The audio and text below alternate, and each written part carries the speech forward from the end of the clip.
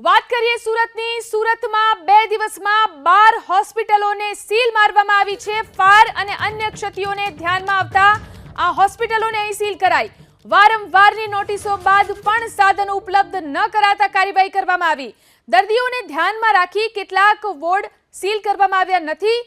KP Sanghvi Shri Sai orthopaedic hospital, Shri Sai Ashish ENT and general surgical hospital, આવી 12 હોસ્પિટલોને seal મારવામાં આવ્યું છે। વધુ જાણકારી મેળવીએ અમારા સંવાદદાતા ધનરાજ આપણી સાથે છે। ધનરાજ, હોસ્પિટલોની સામે સુરતમાં શું કાર્યવાહી ચાલી રહી છે? બિલકુલ બીયુસી વગરની જે હોસ્પિટલો છે તેના ઉપર તવાઈ છે આવી ચૂકી છે। સુરત મહાનગરપાલિકાએ જે અલગ અલગ ઝોન પ્રમાણે અત્યારે હોસ્પિટલ સીલ કરાઈ છે, જેમાં માત્ર સેન્ટ્રલ ઝોનની અંદર જ 12 હોસ્પિટલ છે અને હવે એ આંકડો સતત વધી રહ્યો છે। ત્યારે કતારગામ, અઠવા, વરાછા, લિંબાયત સહિતના જે ઝોન છે એમાં 25 હોસ્પિટલને સીલ મારી દેવાઈ છે।